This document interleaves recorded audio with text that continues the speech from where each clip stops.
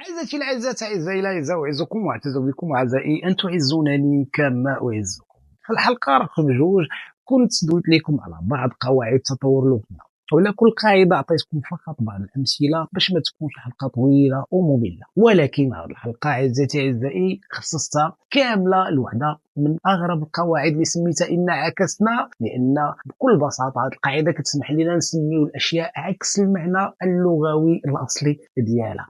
عندي لكم بزاف ديال الامثله في هذا السياق، زائد امور اخرى فرحان نبارطاجيها معكم، ولكن بعد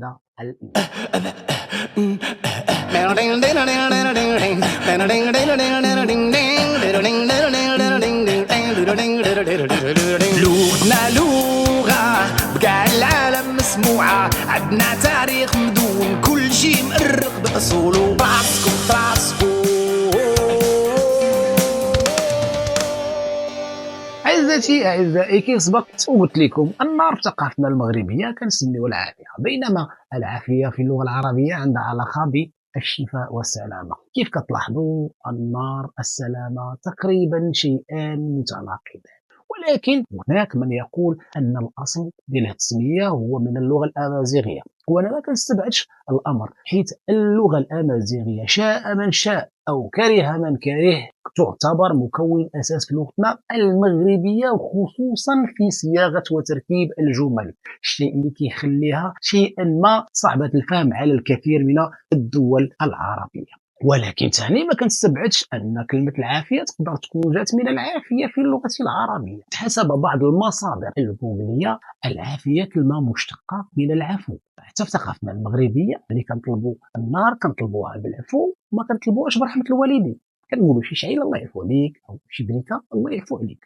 والعفو كيف ما هو معروف اسم من اسماء الله الحسنى، وهو التجاوز عن الذنب، والاصل هو المحو والطمس. سطروا لي على المحو والطمس. امرؤ القيس واحد من الشعراء العرب الكبار المعروفين استعمل وحده من مشتقات كلمه عافيه في احد ابياته الشعريه، وقال: حتى ترى الجون الذي كان بادنا عليه عواف من نسور وعقبان.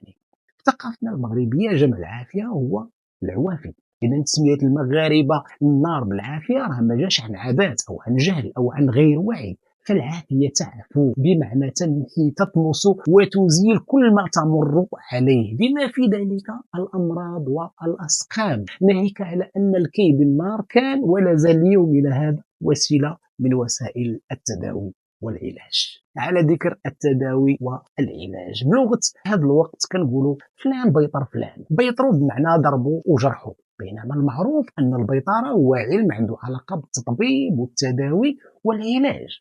حتى الناس بكري شي واحد لا طلعت ليه السخانه او الحراره كانوا كيقولوا مسكين ضرباتو السالمه، وفي بعض الحالات كيقولوا سير بغيت لك السالمه او سير يعطيك السالمه، بينما كلمه السالمه واضحه وبينه جات من السلامه.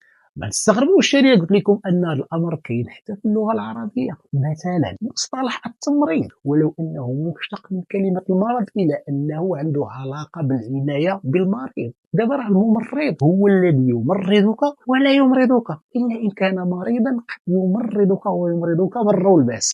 انا حتى مصطلح مفلس كيجيني جمع الانسان اللي عنده الفلوس، ولكن كيف ما هو معروف في اللغه العربيه المفلس هو الانسان الفقير. المفلس وصف للانسان اللي ما عندوش فلوس، او اللي كنقولوا عليه بدارجتنا المغربيه زاوي. فراسكم ان زاوى المال في اللغه العربيه كتعني جمع المال واكتنزه. على ذكر المفلس، كاين واحد المصطلح في لغتنا المغربيه الشبيه ديالو، كنقولوا مفلس. مفلس بمعنى الباسل. الباسل ماشي من البساله بمعنى الشجاعه، وانما من البساله بمعنى التهور والدساره. فراسكم ان كلمه الدساره جات من الجساره. دابا راه الانسان الداسر في الحقيقه هو انسان متجاسر، يعني شجاع جريء ومقدام. الرجل الأعمى عزيزاتي أعزائي كنطلقوا عليه تسمية البصير، بينما البصير هو إنسان كيشوف أكثر حتى من الإنسان اللي كيشوف بعينيه بجوج ومزيان، حيث البصيرة ولو أنها مشتقة من البصر إلى أنها عندها علاقة بالخبرة والفطنة. غير هذه الميزة راه ماشي حكر غير على الإنسان الأعمى، بل حتى الإنسان اللي كيشوف بعينيه بجوج ممكن يكون خبير بصير فطن. ولكن تحياتي وكل الاحترام والتقدير لثقافتنا المغربيه اللي فطنات الامر وخصات فقط الرجل الاعمى بهذه التسميه. في مثال آخر يبين على التعاطي بإيجابية مع بعض المصطلحات في ثقافتنا المغربية. المقبرة كنسميوها الروضة، بينما الروضة هي بقعة من بقاع الجنة، ولكن اللي هو معروف القبر إما حفرة من حفر النار أو روضة من رياض الجنة. عزتي أعزائي، على ذكر الجنة، المكان اللي كينوض فيه التين الشوكي أو الكرموس الهندي كيف كنقولوا بالدارجة، في بعض المناطق المغربية يطلقون عليه اسم الجنان، بينما الجنان هو جمع جنة. فشنو علاقة الجنان بالدرج والشوك والهندية؟ أنا جايكم الهضرة. اولا الدرج سميتو الصبار باللغه العربيه، وتسميه الدرج جات من الدرقه، والدرقه حسب بعض معاجم سيدي جوجل هي واحد الصفيحه عظميه تتكون على جلد بعض الحيوانات بحال درقات السلاحف. ويقال ايضا على ديك اللعيبه اللي كيحتمي بها المحارب ضد ضربات السيوف وما شابه ذلك بدرقه المحارب.